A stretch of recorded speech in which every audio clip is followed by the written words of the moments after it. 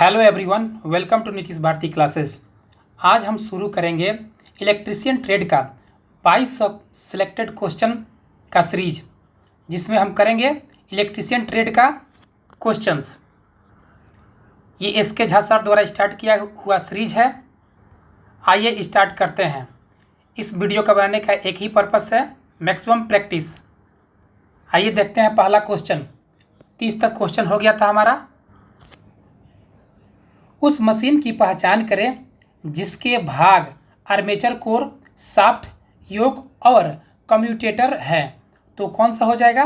तो option A हो जाएगा, डीसी जनरेटर हो जाएगा। नेक्स्ट क्वेश्चन, कम क्षमता वाली डीसी मशीन का योक बना होता है। तो किसका बना होता है? कच्चा लोहा का बना होता है। इसको इंग्लिश में क्या बोलते हैं? कास्ट आयरन बोलते हैं। नेक्स्ट क्वेश्चन देखते हैं। डीसी जनरेटर में कौन सा भाग एसी को डीसी में परिवर्तित करेगा? तो इसका आंसर को क्या हो जाएगा? कम्यूटेटर हो जाएगा। ये क्या करता है कम्यूटेटर? डीसी जनरेटर में एसी को डीसी में बदलता है। आइए देखते हैं अगला प्रश्न। दोस्तों, ये एस.के. झा सर द्वारा शुरू किया गया 2200 क्वेश्चन का सिलेक्टेड क्वेश्चन का इलेक्ट्रीशियन ट्रेड का सीरीज है। अगर आप इसे कर लेते हैं तो एक भी क्वेश्चन नहीं छूटेगा। ये जो है पेड कंटेंट है उनका। आइए देखते हैं अगला प्रश्न। निम्न में से क्या एक डीसी मशीन का भाग नहीं है? तो डीसी मशीन का जो भाग होता है, आर्मेचर होता है, कम्यूटेटर भी होता है, ब्रश भी होता है। क्या नहीं होता है? टैप चेंजर नहीं होता है। टैप चेंजर किसका भाग होता है? ये जो होता है ट्रांसफार्मर का भाग होता है।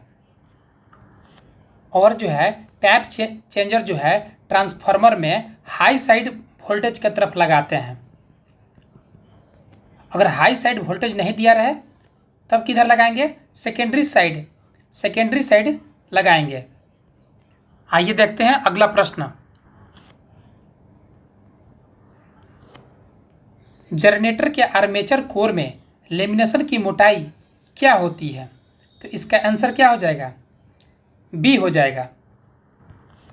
नेक्स्ट क्वेश्चन, इंटरपोल पद्धति में इंटरपोल को मुख्य पोल के बीच रखा जाता है ताकि स्पार्किंग जो है कम हो सके, और इसी को क्या बोलते हैं? टू इम्प्रूव कम्यूटेशन बोलते हैं।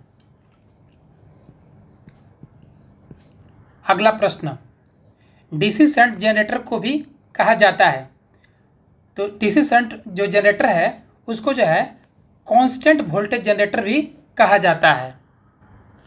आइए देखते हैं अगला प्रश्न। भंवर धारा हानियाँ डीसी मशीन के किस भाग में होती है? तो इसका आंसर क्या हो जाएगा? बी हो जाएगा। हम जानते हैं कि जो हिस्टेरेसिस लॉस और ईडी लॉस,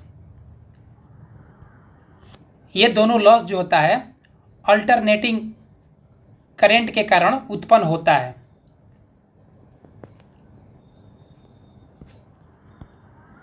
या इसे बोल सकते हैं कि अल्टरनेटिंग फ्लक्स के कारण भी जो है उत्पन्न होता है।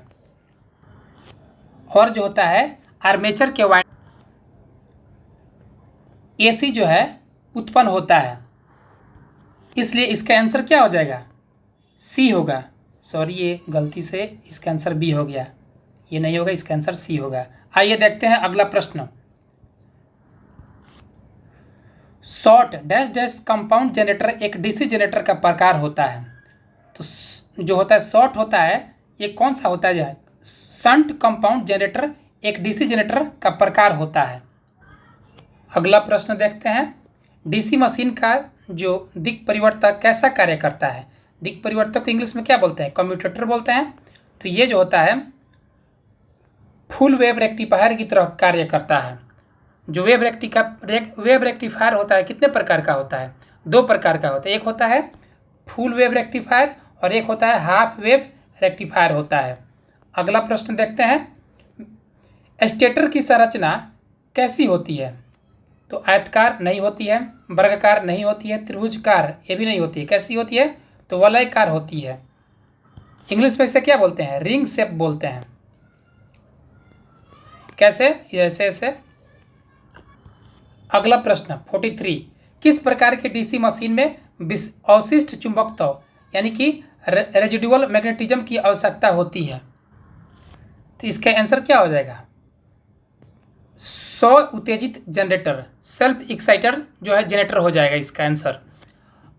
अगला प्रश्न, गतिशील रूप से प्रेरित ईएमएफ के सिद्धांत का उपयोग डैश डैश किया जाता है? तो इसका आंसर क्या होगा? डी हो जाएगा, जनरेटर।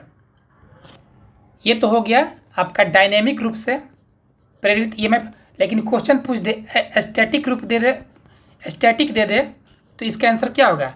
स्टैटिक रूप से प्रेरित ईएमएफ का सिद्धांत किस पे काम करता है? तो वो जो काम करता है ट्रांसफार्मर पे करता है। नेक्स्ट क्वेश्चन, वाइंडिंग के कंडक्टरों को कम्यूटेटर पर डैश डैश द्वारा सोल्डर किया जाता है? तो इसका आंसर क्या हो जाएगा? सी हो जाएगा, राइजर हो जाएगा। इसमें एक इम्पॉर्टेंट पॉइंट आता है, जो कम्यूटेटर को जोड़ने से आर्मेचर के वाइंडिंग को जोड़ने के लिए राइजर का प्रयोग किया जाता है।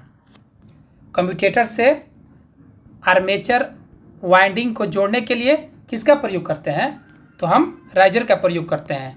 नेक्स्ट क्वेश्चन, मशीन में कम्यूटेटर सेगमेंट की संख्या बराबर होती है, तो किसके बराबर होती है? आर्मेचर कुंडलियों की संख्या के बराबर होती है। नेक्स्ट क्वेश्चन, विद्युत मशीन में विद्युत चुंबकों के पोल शू के लिए पसंदीदा सामग्री क्या है? तो इसका आंसर क्या हो जाएगा? ए हो जाएगा, शुद्ध लोहा हो जाएगा। ये जो फिगर है, ये जो क्या है? पोल शूज है।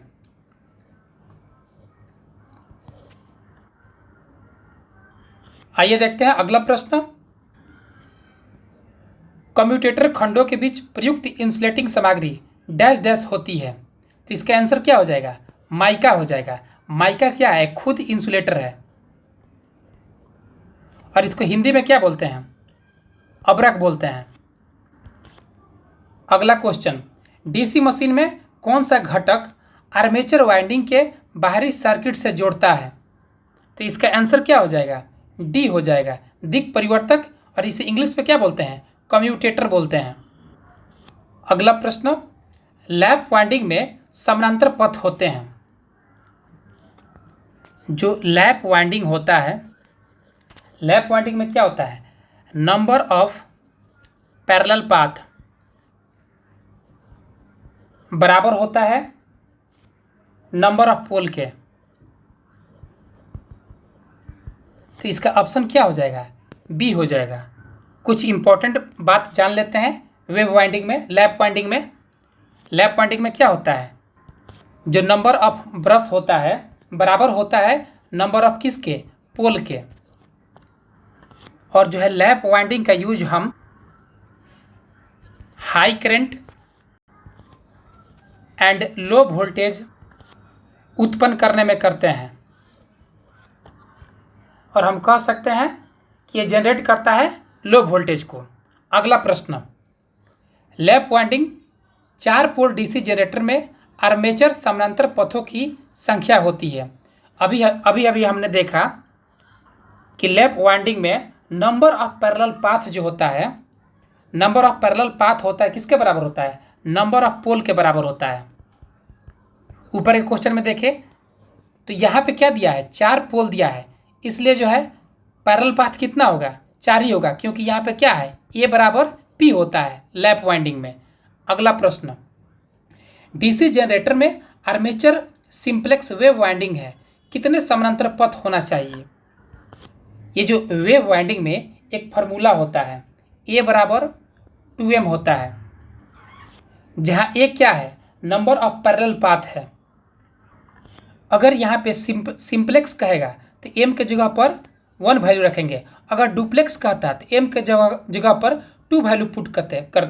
अगर ट्रिप्लेक्स कहता तो m के जगह पर 3 पुट करते। लेकिन यहाँ पे कौन सा वर्ड यूज किया है? तो यहाँ पे सिंप्लेक्स किया है, तो हम लोग m के जगह पर क्या वैल्यू पुट करेंगे? तो m के जगह पर 1 वैल्यू पुट करेंगे। जैसे ही हम लोग 1 वैल्यू पुट करेंगे, a बराबर क्या हो जाएगा? 2 × 1 हो जाएगा, यानी कि a बराबर हो जाएगा 2 हो जाएगा। तो इसका आंसर क्या हो जाएगा? बी हो जाएगा। आइए देखते हैं अगला प्रश्न, पोल पिच की गणना किसके द्वारा की जाती है? काफ़ी सिंपल क्वेश्चन है। इसका आंसर क्या हो जाएगा? बी हो जाएगा, पोल की संख्या बटा स्लॉट की कुल संख्या। हमने जो है ये बीच में मोटर बना लिया, ये जो बना लिया नॉर्थ पोल, ये बना लिया साउथ पोल, और इसमें जो है हमने क्या किया, स्लॉट्स बना लिया और इसको बीच से ब्रेक कर दिया। तो ये जो दूरी होता है यहाँ से यहाँ तक, इसको बोलते हैं क्या? पोल पिच बोलते हैं। और ये जो छोटा छोटा गोल गोल है, ये जो है स्लॉटों की संख्या हो गया। तो इसका फार्मूला क्या हो जाएगा पोल पिच का? ये नंबर ऑफ पोल हो जाएगा। तो पोल कितना हो गया? ये जो है पोल की संख्या हो गया, 2 है नॉर्थ पोल और साउथ पोल, और बट्टे में कितना हो जाएगा? ये जितना इसमें स्लॉट है गोल गोल, ये हो जाएगा। आइए देखते हैं अगला प्रश्न। तो आप लोग देख लिए कि पोल क्या होता है, पोल पिच क्या होता है और स्लॉट क्या होता है। इसी पर आधारित एक प्रश्न है। नेक्स्ट क्वेश्चन देखते हैं। एक डीसी जनरेटर में 48 चालक, 4 ध्रुव, तो ध्रुव पिच की गणना करें। तो पोल पिच पूछा हुआ है। तो पोल पिच का फॉर्मूला क्या होता है? पोल की संख्या डिवाइडेड बाई स्लॉट की संख्या। तो यहाँ पे जो है पोल की संख्या कितना दिया हुआ है? स्लॉट की संख्या 48 और पोल की संख्या कितना है? 4 हो जाएगा। तो इसका आंसर क्या हो जाएगा? 12 हो जाएगा। बी ऑप्शन हो जाएगा। इसका आंसर जो होगा सी होगा, बी नहीं होगा। आइए देखते हैं अगला प्रश्न। एक कम्यूटेटर के आसन क्षेत्रों से जुड़े किसी कुंडली की शुरुआती तथा समाप्ति के सिरों को डैश डैश रूप में जाना जाता है। तो उसको क्या बोलेंगे? वेव वाइंडिंग बोलेंगे। आइए देखते हैं अगला प्रश्न। डीसी मशीन के वाइंडिंग में पूर्ण पिच वाइंडिंग कहलाती है जब, इसका ऑप्शन क्या हो जाएगा? ए हो जाएगा। वाइंडिंग पिच बराबर हो जाएगा किसके? पोल पिच के। Next question. लैप वाइंडिंग में वर्षों की संख्या सदैव क्या होती है? तो अभी अभी हमने कुछ देर पहले पढ़ा था कि लैप वाइंडिंग में जो होती है नंबर ऑफ ब्रश जो होता है नंबर ऑफ पोल के बराबर होता है। तो इसका ऑप्शन क्या हो जाएगा? बी हो जाएगा। Next question. डीसी जनरेटर में डमी क्वाइल प्रदान की जाती है। तो इसका ऑप्शन क्या होगा? डी होगा, रोटर को यांत्रिक संतुलन प्रदान करने के लिए। अगला प्रश्न। डीसी मशीन में मुख्य क्षेत्र फ्लक्स वितरण का आकार क्या होता है? तो इसका आंसर क्या हो जाएगा? समलंबकार हो जाएगा, ट्रेपेजॉइडल हो जाएगा। नेक्स्ट प्रश्न। वाइंडिंग जनरेटर में क्या होगा? ये वाइंडिंग नहीं, वेल्डिंग लिखा हुआ है। क्या लिखा हुआ है? वेल्डिंग। वेल्डिंग के लिए किस चीज़ की ज़रूरत होती है? तो वेल्डिंग के लिए जो है उच्च धारा तथा जो है कम वोल्टेज की आवश्यकता होती है। इसलिए इसमें हम लोग कौन सा ट्रांसफार्मर यूज करते हैं? तो हम लोग जो है ट्रांसफार्मर इसमें स्टेप डाउन ट्रांसफार्मर यूज करते हैं, क्योंकि स्टेप डाउन जो ट्रांसफार्मर में क्या होता है, वोल्टेज लो होता है और करंट हाई होता है। तो ये जो सवाल क्या कह रहा है कि वेल्डिंग जनरेटर में क्या होगा? तो इसका आंसर क्या हो जाएगा? लैप वाइंडिंग होगा, क्योंकि लैप वाइंडिंग में क्या होता है, हाई करंट होता है और लो वोल्टेज होता है। आइए देखते हैं अगला प्रश्न। एक डीसी जनरेटर स्थिर गति से व्हाट्सएप चल रहा है। यदि लोड धारा बढ़ती है तो टर्मिनल वोल्टेज पर क्या प्रभाव पड़ता है? चूंकि हम जानते हैं कि टर्मिनल वोल्टेज का एक फार्मूला होता है, टर्मिनल वोल्टेज बराबर EMF generator minus armature current, और जहाँ आर रेजिस्टेंस होता है। तो प्रश्न कर रहा है कि अगर धारा लोड बढ़ जाती है, इसमें क्या, अगर जो करंट का वैल्यू बढ़ेगा, जितना ही करंट का वैल्यू बढ़ेगा तो इसका वोल्टेज क्या होगा, टर्मिनल वोल्टेज जो है होगा कम होगा। इसलिए इसका आंसर क्या हो जाएगा? बी हो जाएगा। आइए देखते हैं अगला प्रश्न। डीसी मशीन के दिक् परिवर्तक खंडों की संख्या में वृद्धि का परिणाम होता है। तो इसका आंसर क्या हो जाएगा? सी हो जाएगा, आउटपुट डीसी तरंग के आकार के बराबर करना। दोस्तों, ये एस के झा सर का बेस्ट सिलेक्टेड क्वेश्चन सीरीज है जिसमें इलेक्ट्रीशियन ट्रेड का 2200 क्वेश्चन कराया जाएगा। ये जो है डायरेक्ट एग्जाम में टकराने की संभावना है। आप लोग इस 22 सीरीज में जुड़े रहिए, हम ऐसे ही वीडियो लाते रहेंगे। अगर वीडियो अच्छा लगे तो वीडियो को लाइक कीजिए, चैनल को सब्सक्राइब कीजिए। मिलते हैं अगले वीडियो में। Thank you for watching Nitish Bharti classes.